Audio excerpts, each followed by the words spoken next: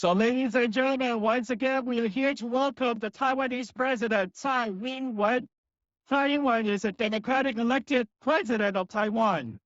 And as we see here, there are Chinese protesters. And we wish one day we could elect their own president and they could protest in Beijing without being harassed by the government.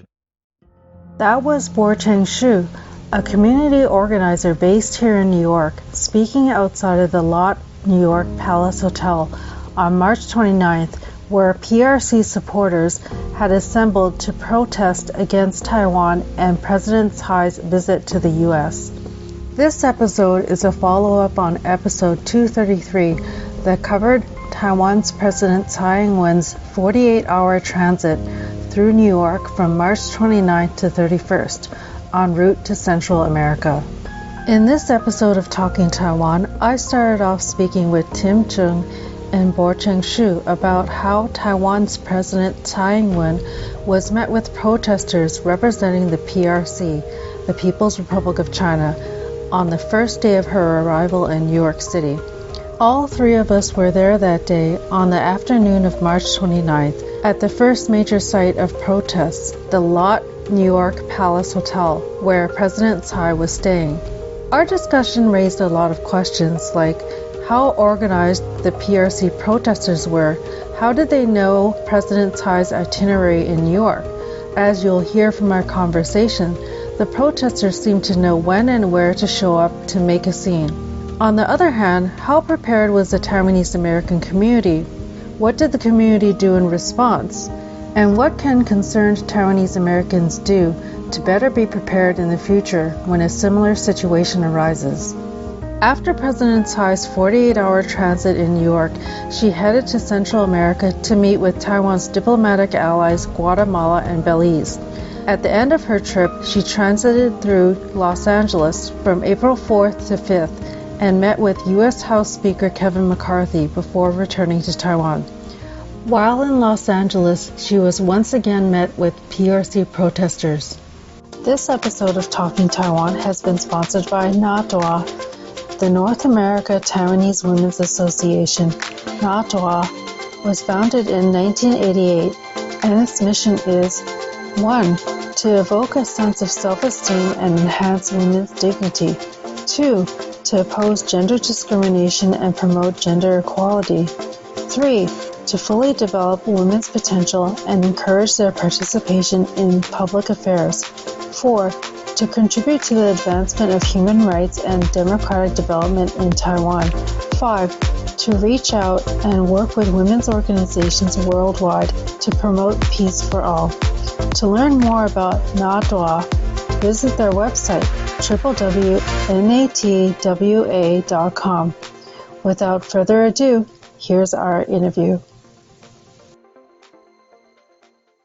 I thought I'd have you guys on since, as many of us know, President Tsai Ing-wen was here for a 48-hour transit in New York City, and people were really concerned about what kind of reception she received when she arrived at the hotel and on the day that she left, and all of us were there, so I thought it would be interesting for us to share some of our observations. And I know that Tim actually even tweeted about this to give a little synopsis of what happened that day. So I thought maybe we could start with Tim. He came from Baltimore, drove all the way up from Baltimore just to be here in time for President Tsai's arrival in New York City.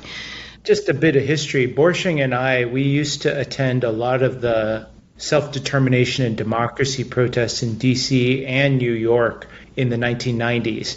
When Taiwan was under martial law or just transitioning to being a democracy. And then the overseas Taiwanese American community could muster easily 1,000 people or so at these protests or demonstrations of support in DC and New York. And both of us were just younger then and supporting that older generation of leaders who were working so hard in doing that work. And I moved on with my life, got married, had kids, and was busy raising my family. But then I saw a video 4 years ago when President Tsai came to New York City. And honestly, as a Taiwanese American, I was embarrassed. Granted, the video was from the context of Chinese people trying to do propaganda to say that people in New York City protested President Tsai. And I heard later that there were over 2 buses from D.C. of President Tsai's supporters that came to New York to support her from Washington, D.C. But just from that one clip outside, I saw what looked like hundreds of Chinese people screaming at President Tsai's motorcade, shouting at her to get out. And I saw one Taiwan embassy worker in the front looking completely overwhelmed, surrounded by a couple of Chinese democracy protesters getting shouted down.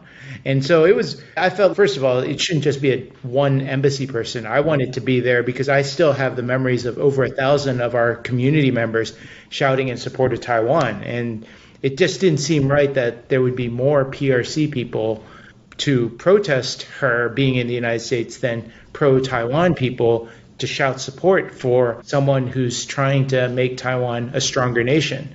So this time around, when I found out she was coming again, I was like, okay, look, even if one person isn't going to make that big of a difference, I want to be there because I don't want to feel like I didn't do something because I saw what happened 4 years ago when I did nothing. And so I just told everybody I knew, and I thought I was going to get on the bus to get there with the DC people, and it was all late organizing from my perspective because it was only a week ahead of time. I think the Taiwan embassy was trying to keep it on the low, and Borcheng will go in more detail. I'm only the first day, so I'll just finish my first day, and then I went back to my life, and you guys took over and did a great job, I'm sure, in New York City. I found out that just 2 days before the actual event, that the embassy was asking the community, Taiwanese overseas community, to get 300 people to show up. And I talked to Sumei Kao, and I talked to Borcheng then. Actually, I talked to Borcheng earlier, and Borcheng was already had things going on, planning. Then I also found out that the bus from DC wouldn't be able to get there at the time that President Tsai was arriving at her hotel, because again, they got the bus a week ahead of time. And the embassy didn't tell the community to get there till the bus from DC had a time to leave. So I was with the bus on DC, but me and the president of the Baltimore Taiwanese Association, he lives in Baltimore City also like me. I asked him if he'd come up with me, and then we just cut out early and we went, took the full day off and just drove up because we were just going to ride the bus from DC. The bus was going to pick us up halfway up in Baltimore and then we just go on with them. But to me, it's pointless to go to New York just for the banquet to schmooze with President Tsai. I wanted to be there. I was there because I was upset from seeing this 4 years ago. So I wanted to make sure at least outside President Tsai's hotel, it wasn't going to just be like that poor Taiwanese embassy guy who I saw again this time around looking a little better. Borcheng knows which guy that was. He was in the black Taiwan jacket. Okay. With glasses. I think you talked to him. I think you knew him. All right. But I saw him 4 years ago in the video looking scared, I thought. Yeah. And anyways, Borcheng has a lot more details than I have. So basically, just to summarize, we showed up at 2:30, which is an hour earlier than the New Jersey people were planning there. And I think Borcheng was also planning to be there by 3:30. That was, I think, the agreed upon time. And it was just me and Chishan showing up, and we just saw the PRC people starting to assemble. And then, I was pissed already, but it was just the two of us. And so we're just but Chishan's a tough guy. He was ready. I thought, if it was a more fearful Taiwanese person, right? If just the two of us show up and we see 100 pro-PRC people on the other side, they would go, wow, are we going to walk there and confront? And I was ready. And Chishan was ready too. And so we were there, and then some PRC democracy guys looking really scared also were there, and they approached us. I spoke to him in Taiwanese, he didn't understand, but then Chishan could speak to them in Mandarin, and then he told me what they said because they were more comfortable in Mandarin. And then they told us the people across the street are paid $30 an hour. Then I wasn't scared anymore because they don't really care. They're there for the money. Outside, maybe the captains. So then we're just okay, just wait around until more people show up, and I'm hoping more people will show up because the two of us can't outshout that. And then Borcheng showed up next, probably around 3, right? I'm guessing. Actually, I was there 2, but I had to park my car. Okay. I didn't see you at 2:30. We parked our car all the way by the banquet place because we were all going to the banquet afterwards, and we didn't want to miss it. So that's why we're there an hour early. And then as Borcheng was there, I saw him already talking to different people. I thought Borcheng knew exactly what was going on.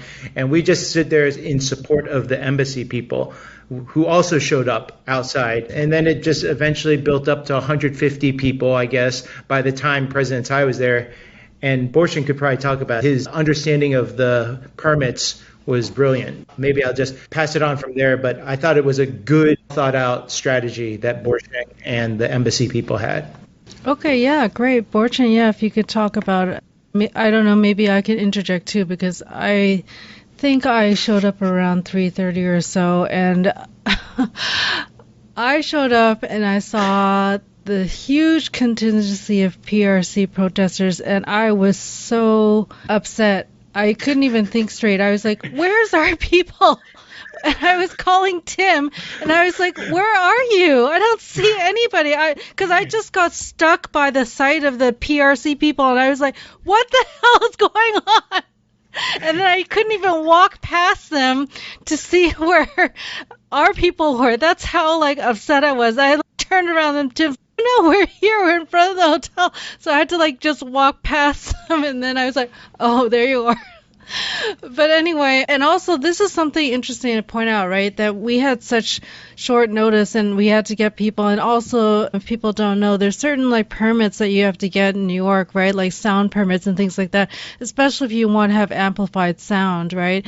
And the PRC contingency, they were organized. They had loudspeakers, there was music blaring, megaphones, everything. So they had to have applied for those things in advance. And so, Borcheng, I'll turn it over to you in terms of what you have prepared. I also want to add that it was very bad music and singing old Chinese communist slogan music. If you ever watch those old movies about PRC propaganda songs, it was really tacky, bad music. So anyways, I'm done. Yeah. So that day, actually on the day before, I knew something's going on, so I decided to call NYPD. I called one of the precincts that I worked with before for the UN events, and they quickly pointed me out to the right precinct that handles that area. So I called up the detective, and he was very kind. He was saying, "Okay, so are you the for or the against?" Because, they're always two sides, nothing in the middle. But so I'm like, "Oh, I'm for the president," and I was like, okay, so somebody inquired about the permit. I said, well, it's obviously not me or somebody from our side, because I did not know anyone that was doing something. So I kind of negotiated with him. I said, well, what are the times that they have put in?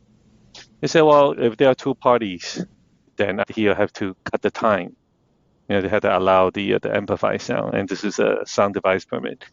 So I kind of knew that the president was coming around 4-ish. So I said I could let them, talk for some time and just let them show. I knew. Did we start about 3:30? I think we did, right? You started at 4, I think. I thought it was 4. I remember I was standing by your speaker, and then you said, you're talking to yourself, okay, it's this time. I don't know exactly what time, but I vaguely remember it was 4. I just remember you said, I think it was around 4 also. Okay. You said, okay, they're off. It's our turn now. And then you turned on the power. I was right next to you when you said it's our turn now. I was like, oh, yeah, fine. Because I didn't understand. The whole time, me and Felicia are there, we're hearing this terrible music, hearing them shout through the loudspeakers, speaking random slogans, insulting President Tsai in Mandarin, and your speakers were off the whole time. And I wasn't sure what was going on, but I trusted you because I saw you were talking to the cops, talking to the embassy people, and I saw you coordinating the whole thing. But so when you did that and said it's our turn now, I was like, okay, finally. Right. And if you want to hear that terrible music and shouting, you can listen to episode 233. Oh, you recorded it? Yeah, because we did a very short episode saying that this is what happened when President Tsai came to New York, and this is what we heard and things. Yeah, it's a 10-minute episode. Okay. Yeah, then people wanted longer episodes from you? No one wants to listen to that, man. Yeah. You have to pay me $30 an hour at least. Oh, yeah. Right. That is true. That is true. Yeah, I mean, like when I was there, I knew the people who showed up and that was doing the protest, and unfortunately, one of them is actually a Taiwanese person at the other side, and he is actually he has been doing this when he was young, and is one of those earlier students that turned to the communists during the 钓鱼台, the 钓鱼台. So I know his face. I know the people that come around him, and the police. I we always let the police handle, right? Because if they want to do anything that's too irrational, the NYPDs are there to hold them down. And upon my arrival, my truck had 5 people, including myself, and plus the speakers and all this stuff. Upon arrival, I saw there were some individuals, and they are Caucasian. I knew right away they are not from here. So and they were, I believe, Secret Service, from that end, and they're just looking around and make sure everything's okay. So we just unload our stuff. I just waited for the NYPD's instruction to put where we are, where we'll be. So, but at the same time, NYPD, they are also finding the right spot. They want a good distance between the for and the against group. So we were placed right across the street from the hotel, which I think is a strategic spot because the sound can travel and bounce off the hotel. Yeah, it's always something. And the TECO people were constantly updating us. They would say, okay, by about 3:30, I think I got 3:30 thing because they told us the motorcade is going to come from Park Avenue, which is against the one-way traffic. So I knew that long ago, and we just told everybody not to worry because I think everyone is going to worry if President Tsai has to, see the protesters. But I think she did it very elegantly, like during her departure. She actually waved at the protester. She waved at them, and perhaps, she's kind of echoing my, what I said, with the mic. I said, well, these people are there to practice the value of freedom, right? If they're here to practice the value of freedom, learn the value of democracy, one day they could bring this value back to their homeland, which is China, and advocate for, for more rights for the people. And as we know, there are tons of issues within China that needs to be taken care of. And of course, doing protests is probably one of the very last resort. And we know people disappear because they decided to take their case to Beijing, and they call Shangfang. And once that happens, then most of them do not return, or they just people just get ignored. And we've seen the slogan they were talking about, Tsai Ing-Wen was a 汉奸, 态度是死路, or 打倒蔡英文. 打倒蔡英文 means down with Tsai Ing-Wen. What does that mean? It's a very authoritarian type of slogan, right? Because if you want someone to step down, you vote the person out, right? In a democratic society, you vote the person out. You don't go 打倒 someone. And obviously, that's one set of value that they still have to learn, by living in America, right? Go register as a voter, and vote in the primary, vote in the general election, and vote somebody you don't like out. Either that is Trump or Biden, whatever that is. But and then the other one they say is a 汉奸. And I was like, 汉奸? I don't know what. Tsai Ing-Wen, she has Aboriginal blood. She's not, like Lian Zhan that calls himself like pure Han Chinese. What does Hanjian mean? Hanjian is a trader, is a Han trader. Trader. Yeah, Han trader, yeah. So, a lot of things they say don't make sense. Yeah. But, we know they are there to put on a show. And I think the more they put on this show, it irritates Taiwanese people that much more. Because during the farewell, one of the professor back in my graduate school actually said he wants to come. If there's more event, he wants to come because he saw the protest during the welcome. And he's not, so-called the 本省人. He's like the 外省人 group. But he knows if we don't hold on together, this boat might sink. And so to my surprise, he actually showed up, and very early on, that was Friday, right? He showed Friday for the farewell, and I think he actually got to shake President Tsai's hand, which is great. Nice. Also, the TECO also prepare like vans, like very high top vans, so that strategically kind of proximity of President Tsai to the protester. So that worked out pretty well. It's just like I think the president was in in the hotel, like within like what 10 seconds, 20 seconds at most. Yeah. Yeah, so it was very fast, but on the farewell, she actually took a little bit more time. She walked and kind of say hi, say bye to everyone. So back to this the permit Wednesday. thing. Yeah, like in general, the permit thing. 4 years ago, so I share the same sentiment as Tim, but Tim, you might actually watch the video a little bit. I think the video's description might be off because Grand Hyatt was where she stayed last time. And Grand Hyatt is very special is that even though its main door is on 42nd Street, it actually had a second entrance that's on the elevated roadway next to Grand Central. So at that time, the protests were at the 42nd Street. So whichever they yelled, President Tsai couldn't hear them. So I think that was good. And when she left, she also left from the elevated roadway next to Grand Central. So everything was good, but it was just unfortunately 4 years ago, some of the pro-democratic Chinese activists were attacked by these protesters. So actually it was blood. And so that was kind of unfortunate. And this time I think some of them came and partnered with us again. And at least, we're in a good protection. There are a good number of us to voice our support of Taiwan and the democracy together.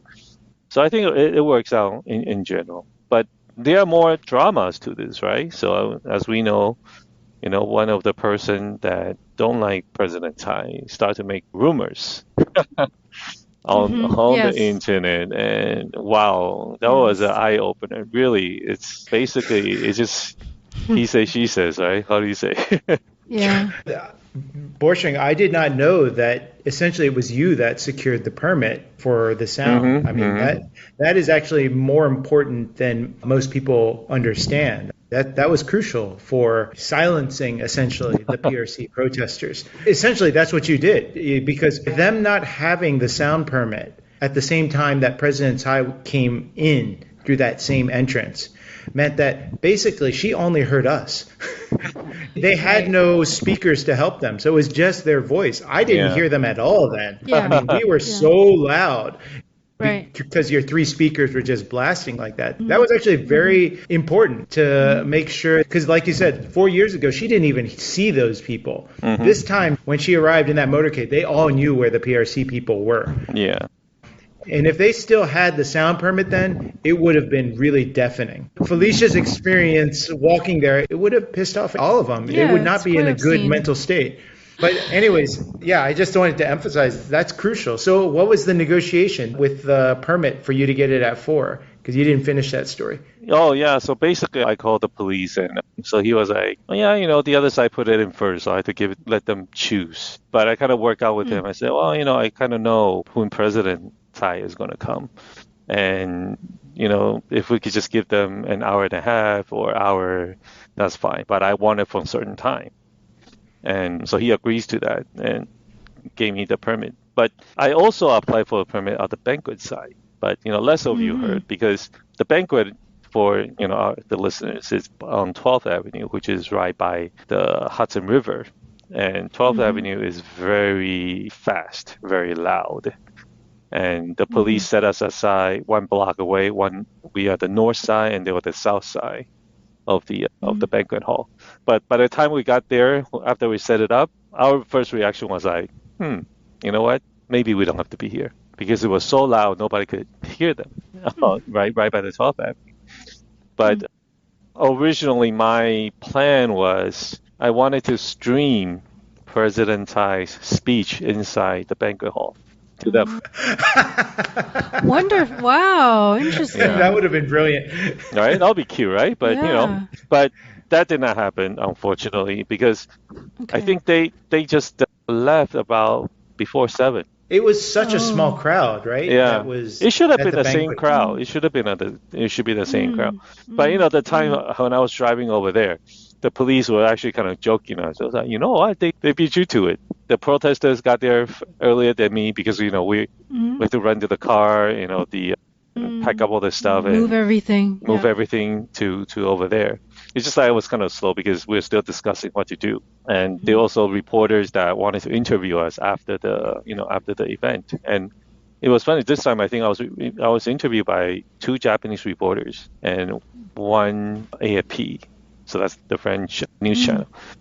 So really, her visit to United States has so many interests from the important medias around the world. And, needless to say, when she met with Speaker McCarthy, I heard there was over 140 channels or 160 channels, medias, and that means there's over 200 people with, photographers, videographers, and it really raised the visibility of Taiwan. But in a way, I guess it's kind of extreme. Just one way they were talking about how Taiwan could be the next, the next Ukraine or the next, what's the point? That point, right? The flashpoint, the point of escalation or whatever, and whatever they say. And the most dangerous place on earth. Right. But like you go to Taiwan. You go to Taiwan now, people are like, hey, it's just business as usual. Right? People still go to karaoke, still go to night markets, and I think in general, people have been listening to all these threats for the past so many decades, and nothing has really happened. But of course, China is getting stronger, right? China is not getting weaker. They're definitely a very important power to contend with. But we know that it gives a different view, for the media. But back to all those permits. So when I got there, set up, you guys all know Patrick. Patrick was like, close down the shop. Let's go in. Forget about these people. At the banquet. For the banquet, yeah. Yeah, for the banquet. Because, At the banquet hall. Yeah, the banquet hall. Yeah, by the banquet hall. It's so we pack up everything, and I found a parking spot by 10th Ave, and everything was good. I get to enjoy the dinner. I'm sure you all did too. Yeah. But, turning back to, what you said about the bus, right? The bus from DC. When I heard they are coming at 12, my first reaction was like, well, that's barely making to the banquet, barely, right? Because if you take like 5 hours and with a stop point in Baltimore, and then rush hour traffic to New York City, why didn't you guys just leave early? They left at 12? It was meeting at 12, right? It's not even leaving at 12. 12:45. But part of the problem, I talked to Natalie Chen. She was organizing the bus, and she basically said they couldn't even find a bus with a week's notice.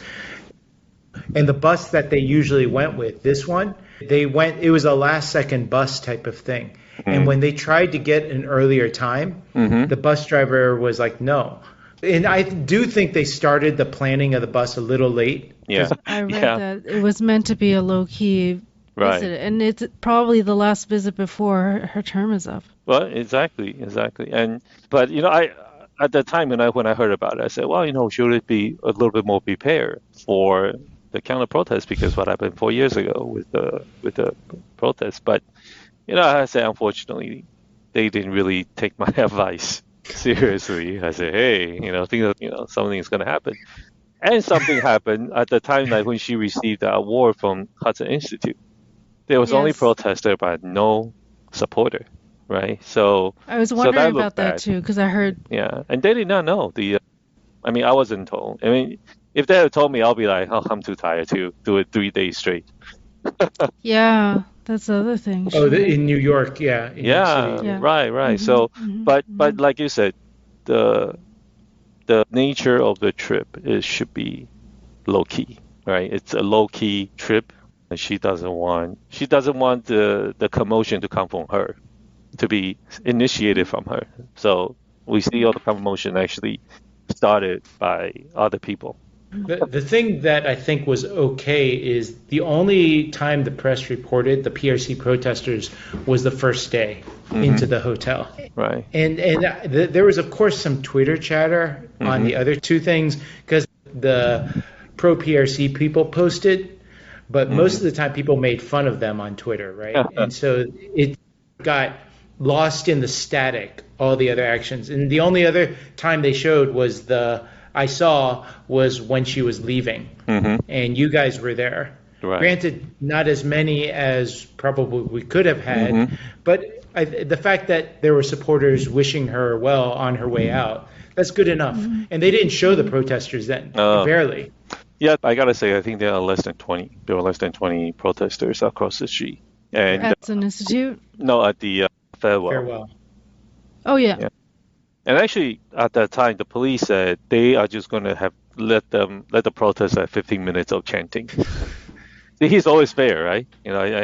Yeah, sure. Yeah, he's fair. So so it's at 15 minutes. I said, so I look at the watch. I said, okay, fine, because I know when she's coming out, and there was a little buffer in the front and a little buffer behind.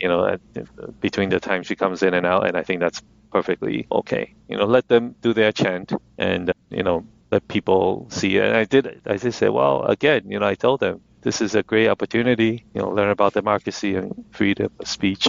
And I think everybody was happy, right? If they were paid to do this, and fine, let it be. And now for a short break. Hello, listeners. I'm excited to share that we have a donor who has offered Talking Taiwan a matching donation of $5,000. That means when we raise $5,000, it will be automatically doubled to $10,000. So this is the time for you to make a contribution to Talking Taiwan and help us raise $10,000. You can make a contribution to Talking Taiwan on GoFundMe.com, Patreon.com/Talking Taiwan, or PayPal and Zelle using our email address talkingtaiwanpodcast@gmail.com. Or if you're old school, just send us a check to our mailing address, which you'll find on our website at talkingtaiwan.com/support. All of our donors will get exclusive first listening access to my interviews with Kevin Lim, one of the co-founders of Twitch and current co-founder and CEO of MetaTheory, the Boba Guys co-founders Andrew Chow and Bin Chen, Qin Yang, a multidisciplinary artist who has been inducted into the New York Foundation for the Arts Hall of Fame, and Michelle Kuo, an attorney, activist, and author of Reading with Patrick, which is a runner-up for the Dayton Literary Peace Prize and the Goddard Riverside Stephen Russo Book Prize for Social Justice. We'd like to thank our first donor of the year, the Greater New York Region Overseas Taiwanese Pen Club, and all of our supporters. Now, back to the episode. And we didn't get paid for sure. Yeah. Nobody paid us. And that brings up another topic, going back to Twitter, because Tim tweeted about what happened, and Borcheng, you alluded to somebody who's spoken out against Tsai Ing-Wen actually used one of Tim's tweets. And can you tell us what happened? Because I did have somebody tell me, but it was in Chinese, because it was somebody who was he's like a political pundit, and he was saying something about Tim's tweet. In fact, he used Tim's tweet to create his own narrative about what happened on the 29th for his own purposes. We'll share a screenshot of Tim's tweet on the YouTube video version of this episode and on the Talking Taiwan website for this episode. Yeah. Well, I think the other controversy that we had, or the person kind of alluded to, is there were only ROC flag and the USA flag, and so he was like, I knew the guy actually was ally before. He actually came to Taiwan Center before. Came to Taiwan Center's fundraising, and it was all good until the time he started to, go a little wacko now. But so he questioned, why are these people holding ROC flags? Because these are, you would call them pan-green supporters. And, they pay to do it or something. And so he started to have all these conspiracy theory. But I gotta say, those people with some kind of sane conscience that they don't want Taiwan to blow up, that at least they know democracy and freedom is something that should be kept and cherished, right? Keep Taiwan free. So the ideology, this universal value, should be shared among people who, a decent human being should do that. But if you are not so decent, because there's a Taiwanese president, therefore we want the PRC to take over Taiwan. That kind of expression is not so welcome by us. But there are people who are like that. And so naturally, we know the external threat is getting greater and greater. And what the President Tsai or the current DPP policy, is to, walk in the middle row, right? And try to pull the ROC and Taiwan into equal sign. One path. Path. And I'm sure you could kind of agree to that, although we know where we came from. And so it was naturally for these, we could call them the Pan-Green supporters. I mean, they are Pan-Green supporters, they are Pan-Blue supporters. But people came together because we want to show our support for President Tsai and support for Taiwan and support for democracy and freedom. So I think it's all good. And of course, there are maybe some of the, our traditional supporters says, hey, why don't you have some green flag? Well, you know why? Because I don't have it. We only had a couple of days to prepare, right? Yeah. And I don't want to go to the warehouse and, dig out, whichever that thing might be. But I had some key Taiwan free flag. Yes, I saw that. I was grateful for those, Borcheng, because I don't like waving the ROC flag myself. Yeah. Right. Yeah, I mean, at least we could get into the position is you don't have to wave the flag, but you don't have to make a scene for someone else who wants to wave that flag. Yeah. And I think that's a great breakthrough, right? From the times of, when we were doing the, the protest. The enemy was clear then because our people in Taiwan were still being arrested and tortured and assassinated. But it's been 30 years. It's been 30 years. And I mean, even until about 10 years ago, even until very recently, we still hear this, that flag is not, it comes from people on both sides. They're not people living in Taiwan. For 20 years, that flag means something very different for a 20-year-old in Taiwan. Yeah, exactly. Yeah. And it represents a democratic country to them. And just for clarification, that flag that Borcheng and Tim are talking about is the ROC, Republic of China flag. Right. And so I think in general, people were not hesitant to hold that flag. Right, for the people who did, right? Tim, not you, but for many, they didn't have hard time, holding that flag and a flag of ROC and a flag of USA. So that was all good. But this guy made a scene about it, right? He says, "Oh, why are these people doing it?" Well, you know what? Your time has passed, right? This is the new time. The new time is this. I think it would have been okay to mix the flags too. Actually, it would have been even more symbolic to have pan-green flags next to the ROC flags. That works too. That would have been there was ideal. Some, not that many. Yeah, I think waving was there with one, right? Yes, I would. Yeah. That's why I stood next to Guilin, because I could wave that flag. Yeah. But I feel like because of this experience, I have a whole. I went to Cincinnati. I have a whole bunch of them now. My parents' old ones. Our communities. The Taiwan activist side of our community is not that strong right now. Well, I guess we kind of take a backseat because now we have a very strong U.S. support, but even with the support, we still cannot be in the UN. So that's kind of sad, right? So we still have to do that each year. But I'm running out. I don't know what other ideas we can still do. I'm thinking maybe we should do.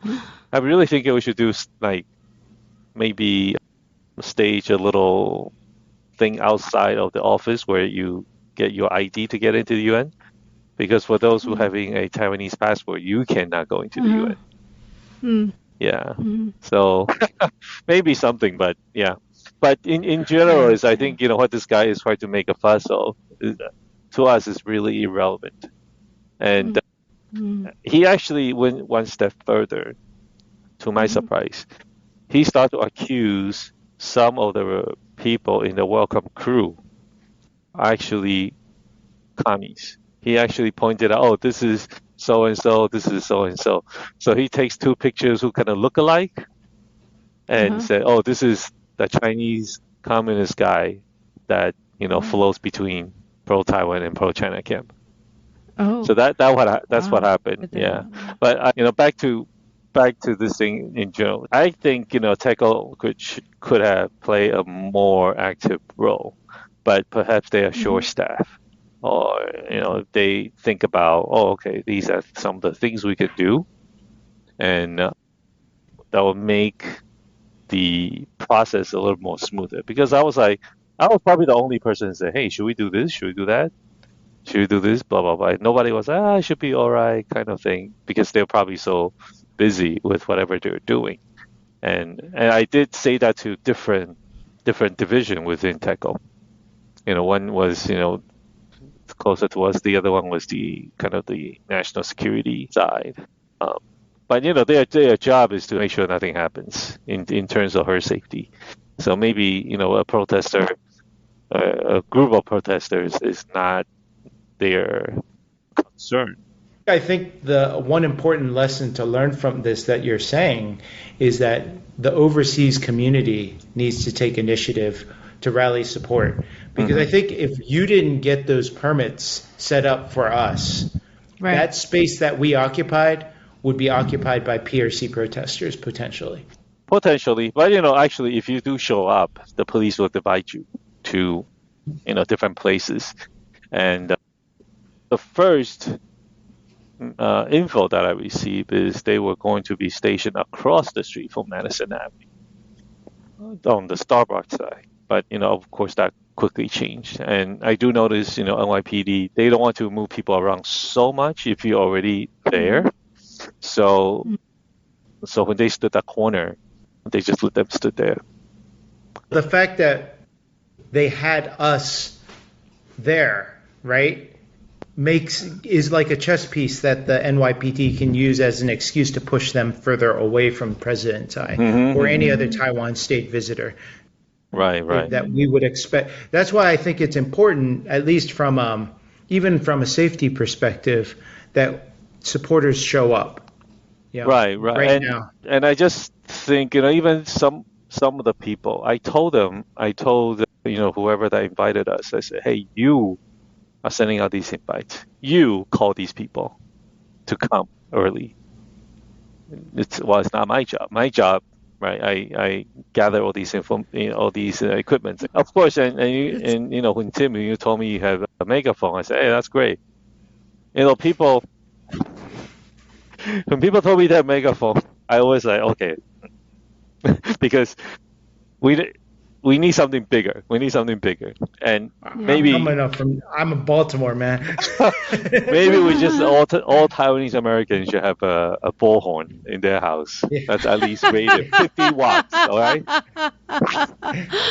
Yeah, we should. Yeah. Oh, wow. Yeah, just like we should all have backup flags if we don't want to wave an ROC flag. Did you guys have a chance to talk to any of the passerbys? That's one thing that I also wanted to talk about was what the bystanders who walked by and saw all this commotion. Did either of you have a chance to talk to them, and what was the reaction? Well, I had more time to talk because I think Borcheng was very busy organizing. Right. And so every American passerby was very easily sold to be annoyed with the PRC protesters, because all I'd said is they are here to protest the president of Taiwan, but they can't even protest in their own home country. And they're in America being hypocrites, taking advantage of the freedom of speech in America when they have no freedom of speech back in China. And you tell an average American construction worker something like that, they'll be like, oh, fuck you, man. But that's essentially, but that's what he's like. They're just like, what do you have to protest someone else here when you can't even, it's like they're trying to shout down someone who's democratically elected. It's just an easy sell to an average American on the street. Yeah, and they're very confused. And plus the music they were blasting did sound very communist. Yes. It wasn't like pop music. Even though you couldn't understand it, it sounded like they were shouting these marching political slogans like the communists do. Yes. It was that kind of propaganda sounding music, which is grating to the average Americans. Yeah, to answer your question, I thought the Americans were either amused or if they had a chance to talk to anyone, they quickly became annoyed with them. So I think, actually, honestly, from an American propaganda perspective, it was a total disaster for them.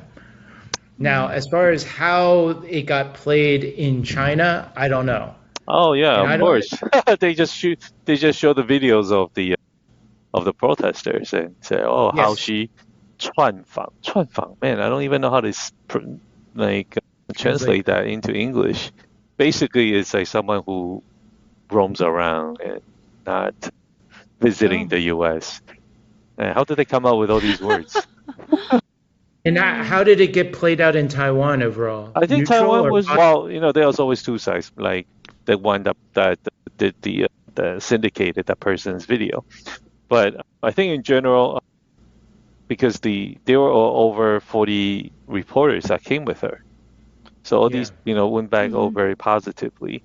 I think in general, it played very positively, but, at the same time, Ma Ying-jeou was visiting China. Yes. So it kind of evens out the video. And I think in general is President Tsai has done a very good job. So perhaps, the people are just thinking she would just continue to do a good job while whatever she was doing.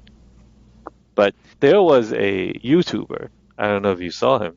His name is Le Fa Li. He dressed up as a communist, and then I think that was in LA.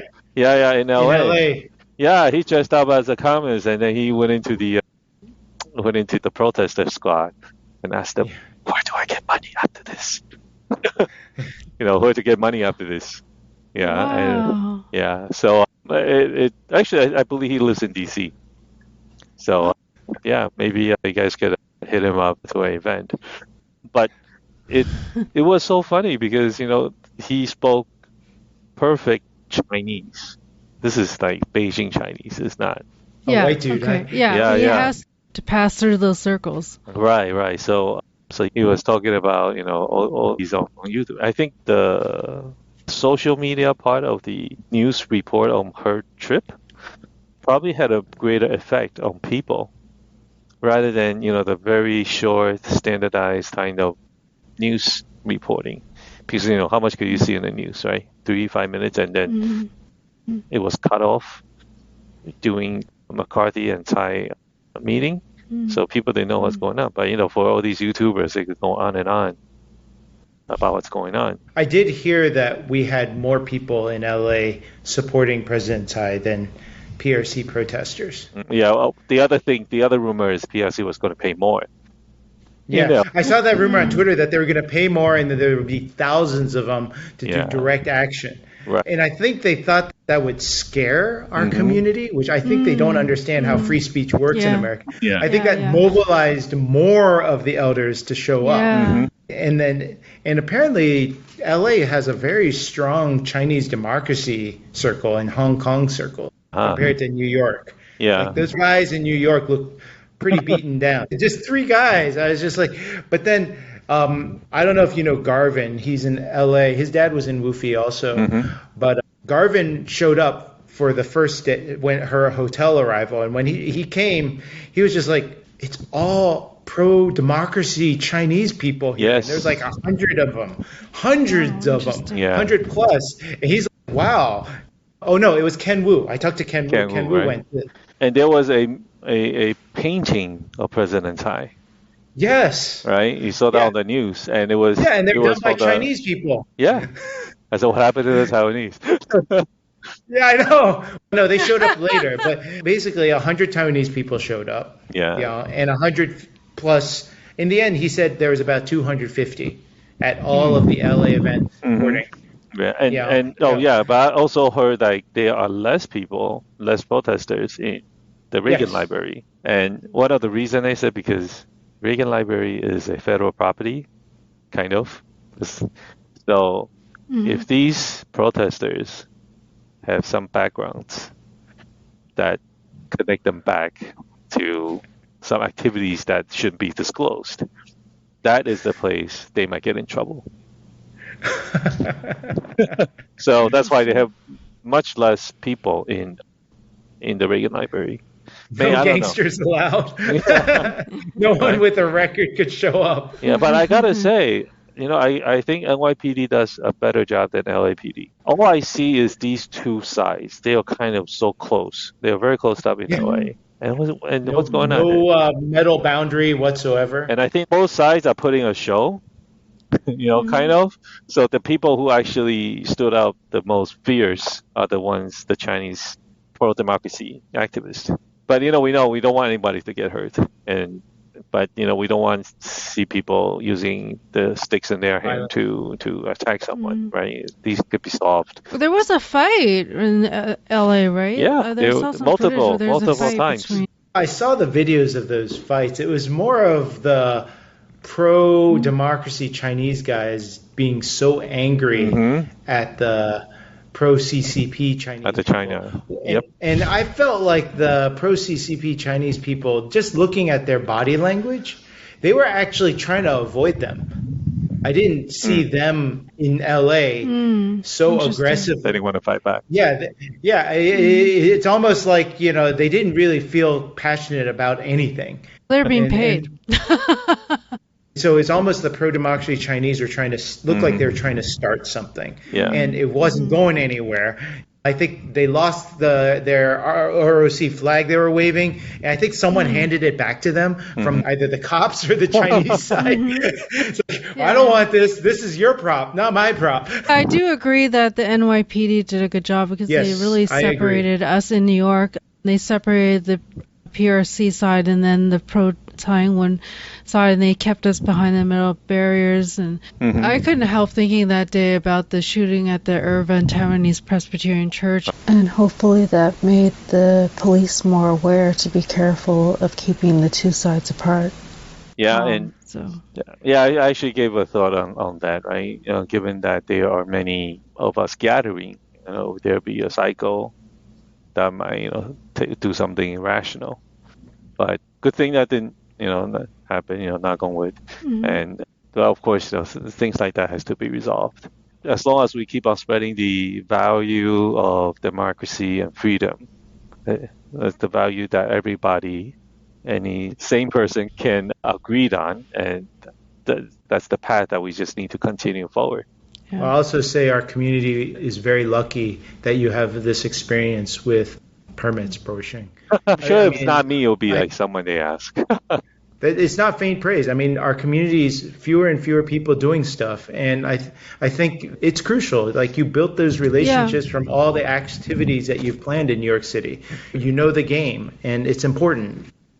It'd be good to have more people, of course, who know the game, but you did it. I mean, the question I have, and I don't think we're necessarily going to be able to resolve that in this episode, but it's just, who should be responsible for this? Because TechRo has what they think is their responsibility, but then in terms of organizing the community so that they can support whoever it is, like in this case, President Tsai Ing-Wen, and making sure that we have sound permits and things like that, whose responsibility is that? Is that something that we should be looking at TechRo for?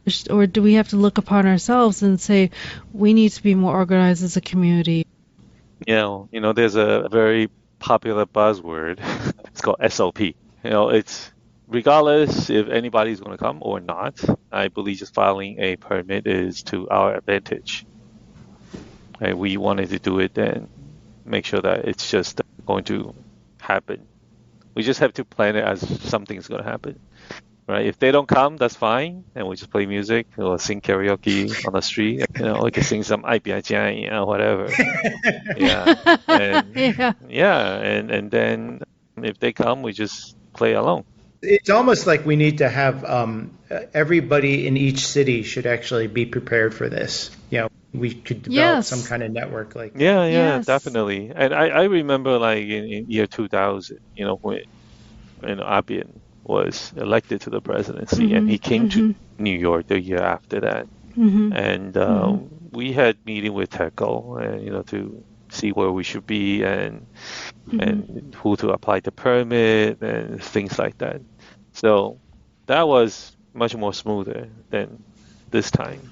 And I believe at the time, the Chinese protesters did not show up as of yet, 2001, but 2003 they did. So in 2003, when President Chng was receiving the Human Rights Award at Waldorf Astoria, they were outside. I believe that day was Halloween.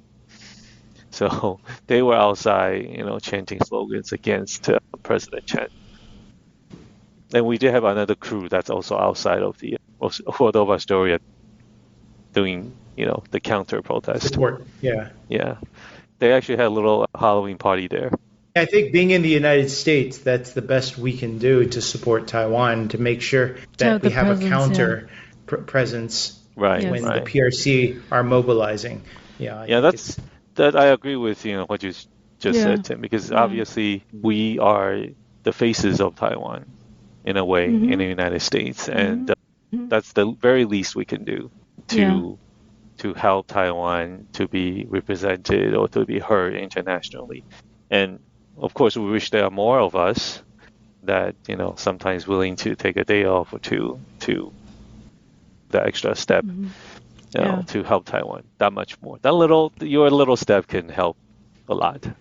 It's just these key moments that we need to have the visibility. It's just a new reality. Yeah, I think that it's just strategic moments. If Lo Chng wins in January, knock on wood, Lo Chng wins in January, he might do another trip. And I think it's key for us to know what cities that he'll visit. And it'll be ideally New York or DC, LA, and maybe San Francisco. I saw those LA police. They have no idea how to deal with. Right, they probably don't have pedestrians, Yeah, exactly. Oh. They had no. They have no pedestrians. They don't know how to handle people. That's a good point. Yeah. They really looked really confused, honestly, the LA police. I didn't want to say Rodney King, but they'll beat you down. No, I couldn't help but think about that too, like the LA riots. Yeah, of course. But this is not even that. That's not like 5-on-1. This is like, oh shoot, I have 100 people there, 200 people here. I need to separate them. And they were like deer in the headlights in those pictures. I was just like, they had no strategy ready. Or more like they had no equipment. Some of them might be trained. If you don't have overwhelming numbers, you need the metal gates. They close you in. Yeah, why didn't they have that? I don't understand. Like, why didn't they have that? Because it's LA, like those man. barricades were Well, New York, we're used to that because we've got parades, crowds. Every event you have those barricades set up. So they've got tons of them in New York.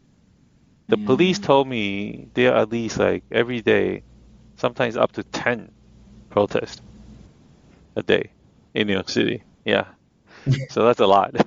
Oh, wow. Okay. So they're used to it. They know the game. They know the strategy. They're very experienced. Yep. So I think So it's important for us to be a chess piece so they have an excuse to push the PRC people further away. I think that's the main thing people should take away from this. Is like, we're not going to necessarily change anyone's mind, but by us just being there and you applying for that permit, that secured a space for us to make sure that Tsai Ing-Wen wouldn't get yelled at on her way into her hotel. And also contain them a little bit. Right. Yeah. And I think it was cute, when she waved at the protesters for a brief 1 second. But if we had the numbers we had in the 90s, there's no question those PRC people would be out by Starbucks. Yeah, definitely. If we had the numbers, then they would be pushed even further back. So I think from the perspectives of people who might listen to your podcast, Felicia, they should know that showing up for these protests are good for the security of President Tsai and for the media spectacle. More important than the banquets, honestly. In the banquet, absolutely. No one cares who's in the audience in the banquets. No. The cameras are all focused on President Tsai and her speech. Yeah. But then the chance for you as a Taiwanese American or a supporter of Taiwan's democracy to make an impact is actually on the streets. It's not going to be at the banquets. Yes. And I was actually very disappointed that a lot of people I knew at the banquet didn't bother to go to the protest.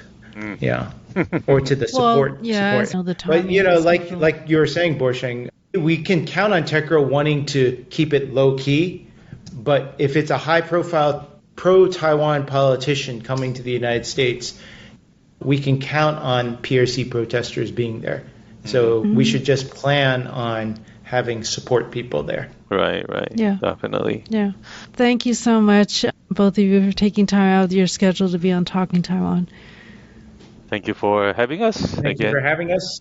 And thank you, Borcheng, for being such a skilled community organizer. Yeah. Well, I need all your support.